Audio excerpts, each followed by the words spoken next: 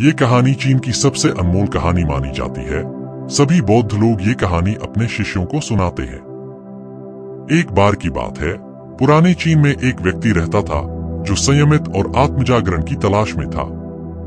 वह साधु बनना चाहता था। एक दिन वह अपने गुरु के पास गया और सन्यासी बनने की इच्छा प्रकट की। गुरु ने उससे पूछा, क्या तुम सच में सन्यासी बनना चाहते हो या सिर्फ सन्यासी दिखना चाहते हो? उस व्यक्ति ने दृढ़ता से कहा कि वह सच में सन्यासी बनना चाहता है। गुरु ने कहा, ठीक है, यह तुम्हारी आखिरी मुलाकात है। अब मेरे पास फिर से मत आना। जब जरूरत होगी मैं खुद तुम्हारे पास आ जाऊंगा। इस आश्रम में 25 सन्यासी हैं और तुम्हें उनके लिए चावल कूटने का काम करना होगा। उसके बाद वह व्यक्ति चावल कूटने लगा। वह सुबह से शाम तक चावल कूटता, थककर रात को सो जाता। यह प्रक्रिया 12 वर्षों तक चली। इस दौरान उसने गुरु के पास कभी वापस जाने का विचार नहीं किया, क्योंकि उसने विश्वास कर लिया था कि गुरु खुद आएंगे जब जरूरत होगी। शुरुआत में उसके मन में कई विचार आते थे, लेकिन धीरे धीरे उसके मन की हलचल कम होती गई। वह चावल कूटने में इतना व्यस्त हो गया कि उसके विचार खत्म होते चले गए।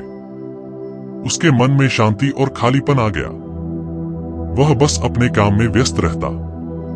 12 वर्षों के बाद गुरु ने घोषणा की, जो भी मेरा उत्तराधिकारी बनना चाहता है वह आज रात मेरे कमरे की दीवार पर जीवन के सत्य को उजागर करने वाली 4 पंक्तियां लिखे।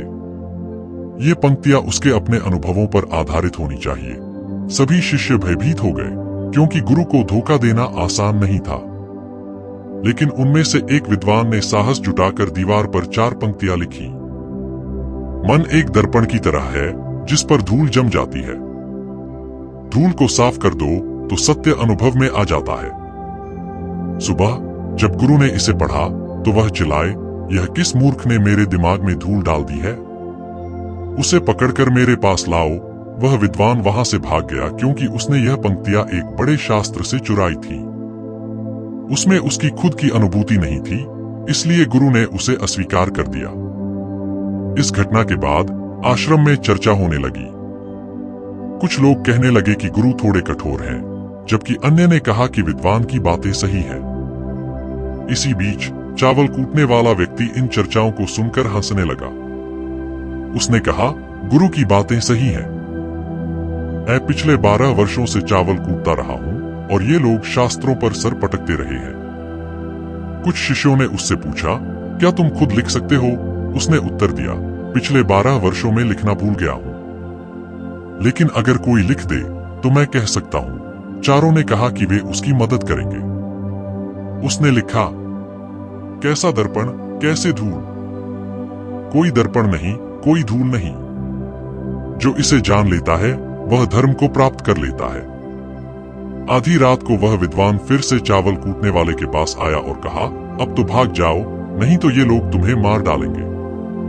तुम मेरे उत्तराधिकारी बनना चाहते हो या नहीं, इससे कोई फर्क नहीं पड़ता। तुम्हें यहां से जाना होगा, क्योंकि ये तुमसे जलते हैं।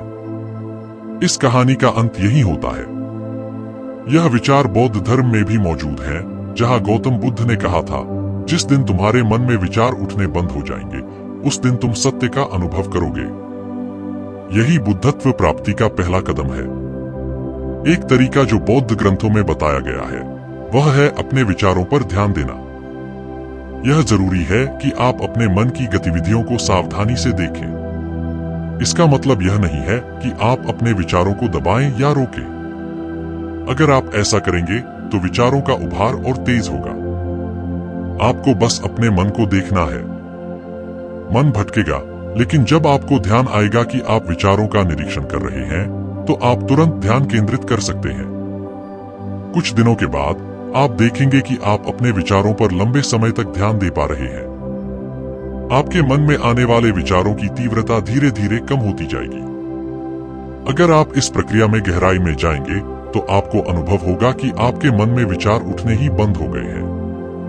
अब आप वर्तमान में जीते हैं और जो आपके सामने है उसी पर ध्यान केंद्रित करते हैं।